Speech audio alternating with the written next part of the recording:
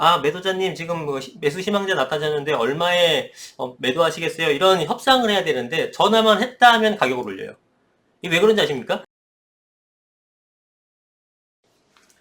네, 안녕하세요. 반갑습니다. 이소장입니다. 자, 전셋값 돌려놔라. 재건축 실거주 2년 백지화의 부글부글인데, 자, 어제 영상에서 올려드렸습니다만, 재건축 실거주 2년 제도가 이제 법안을 통과를 못하고 폐지가 돼버렸습니다.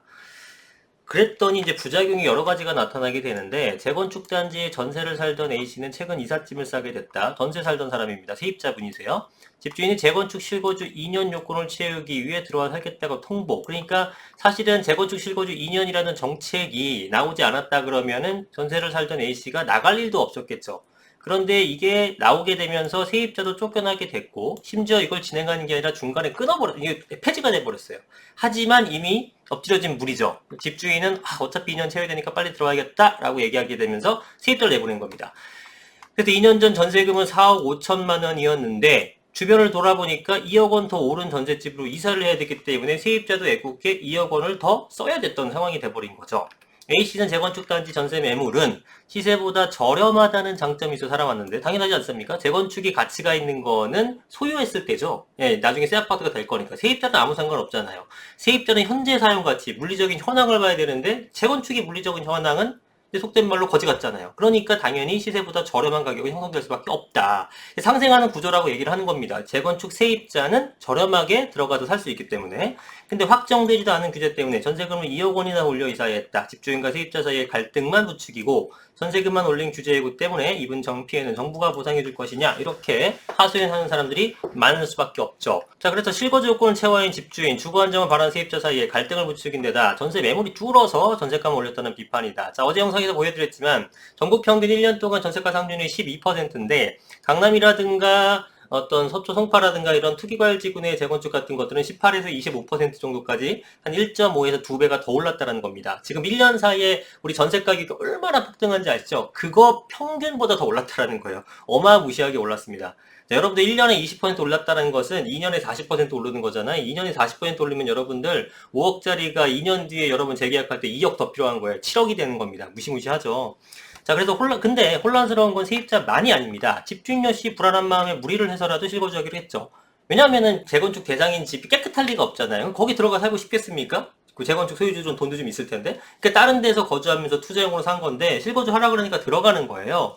무리를 해서라도 실거주를 결정했는데 이제 와서 정부가 말을 바꾸니 황당하다는 반응이 나오는 거고 여길 들어갈 때는 어떻게 하겠습니까? 인테리어 공사를 합니다. 압구정 현대아파트 이런 데가 뭐 겉으로 볼 때는 거지 같죠. 한 45년 됐으니까 내부는 얼마나 깨끗한지 모릅니다. 새 집과 다름없을 수준으로 인테리어 하는 것들이 되게 많습니다. 거의 대부분인 것 같아요. 그래서 일부 소유주는 이미 세입자를 내보내고 이번에 실거주하기 위해 인테리어 공사 등 준비를 모두 마쳤는데 규제가 없어진다고 하니 황당해 하는 거죠. 예, 들어갈 생각이 없었거든요, 원래는.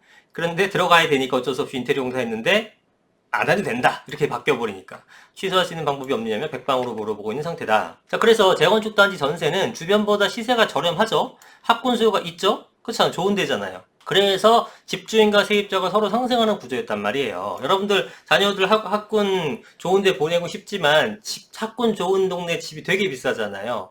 전세도 보통 싸냐? 비쌉니다.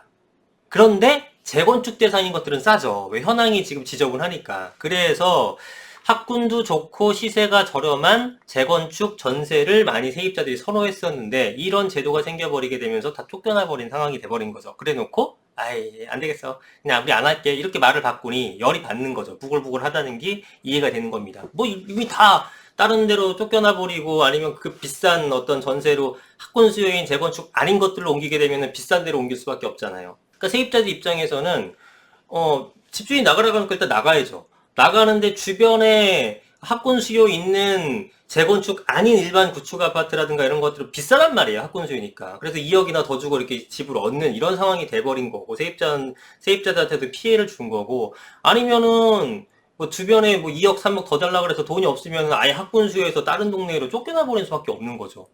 그렇잖아요. 재건축 단지에 있는 전세 매물이 다 사라져 버렸기 때문에. 이자라도 규제가 없던 일이 돼 다행이긴 하지만 조합원 지위양도 제한 강화 등 다른 규제 때문에 재산권 침해 문제 여전하다. 지금 빙산의 일각이에요. 엄청나게 많은 문제 중에 하나를 떼어낸 건데 여전히 문제점이 많다. 이런 상황이죠. 자, 실제로 재건축 추진 중인 목동 같은 경우에 조합원 실거주 2년 요건이 사라진다고 하더라도 토지거래 허가구역을 묶었기 때문에 토지거래 허가구역 뭔지 아시죠? 실거주해야 됩니다. 매수한 사람이 실거주해야 되니까 들어오면서 전세가 또 하나 날아가 버리는 거죠. 그래서 대부분은 지금 전세 끼고 갖고 있을 거 아닙니까? 재건축 소유주들이 대부분 거기 거주하지 않아요. 그런데 이거를 팔 때는 매수자는 어떻게 됩니까? 사서 나도 전세 높게가 아니라 사면 무조건 들어가야 됩니다.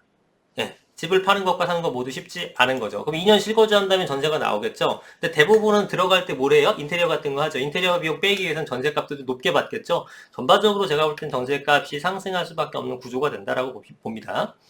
자, 매물에 영향이 없을 듯, 재건축 단지 호재로만 잡으면 괜히 뭐 한다 그랬다가 못하는 바람에 양쪽 다 가격이 올라갔다. 이거는 지난 영상에서 한번 보시고요. 어쨌든 가격이 다 올려주는 꼴이 돼버렸습니다.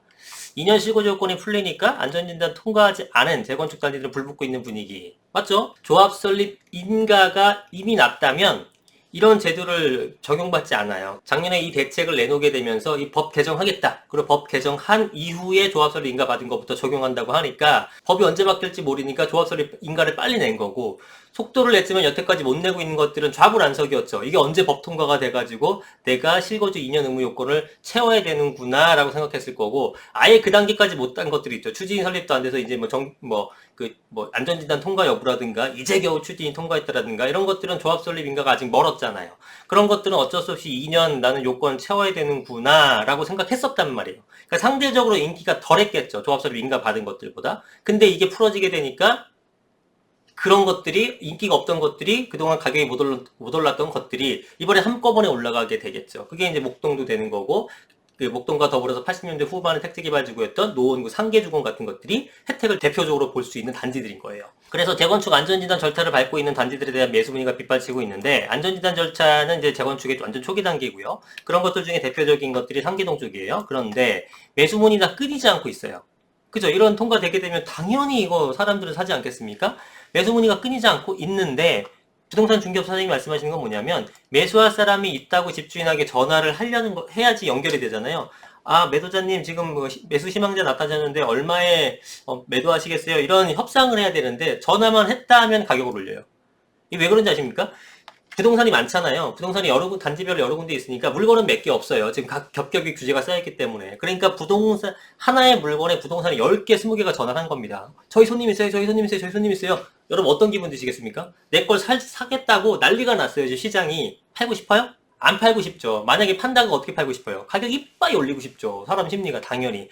그러니까 이분이 가격을 벌써 2번이나 올렸거나 아니면은 나중에 팔겠습니다. 보류해달라. 왜? 가격이 더 오를 분위기가 보이는데 왜 팔아요? 자, 그래서 2년 실거주 요건 규제액으로 매물 잠긴 현상이 나타났는데, 이게 풀린다고 해서 매물이 나온다고 기대하긴 힘들다. 그렇죠? 거래 경색을 초래한 규제 중 일부만 풀린 것이고, 규제 때문에 집을 처분하려던 소유주들도 다음 정권까지 두고 보자는 판단에 내놓지 않을 것. 더군다나 문제는 이제 지금 현 정부의 임기가 1년이 채 남지 않았죠. 규제가 계속된다라는 시그널이 확실하다 그러면은 집은 지금 당장 어떻게 할까를 결정할 텐데, 두고 보자. 내년만 지나게 되면 또 풀리겠지. 이런 생각을 할 때가 됐단 말이죠. 그래서 지금은 어떤 정책을 내놔도 백약이 무효한 케이스가 많을 겁니다. 자, 재건축 실거주 2년 백지화가 재건축 호재로서 작용할 가능성이 당연히 크겠고요. 얼마 없는 매물이죠. 지금 매물 몇 개 없잖아요. 이 얼마 없는 매물이 높은 가격에 거래되는 것들. 그러니까 이제 그 거래량이 별로 없는 상태에서 뭐 특수거래 몇 개만으로 뭐가 무슨 뭐 가격에 의미가 있냐라고 하는 혼자나 그걸 추종하는 사람이 믿고 있는데, 그건 잘못된 생각이시고, 원래 부동산은 지금 지금 거래량이 적은 것들은 뭐예요? 지금 나오는 매물이 없잖아요. 여러분들 양도세 그만큼 내고 팔고 싶겠습니까? 예, 그렇기 때문에 몇몇 매물만 거래가 되는 것 뿐이고, 거기에 거래가 얼마가 되느냐가 굉장히 중요한 거예요. 거래 가액이 얼마가 되느냐가 진짜 중요한 거거든요.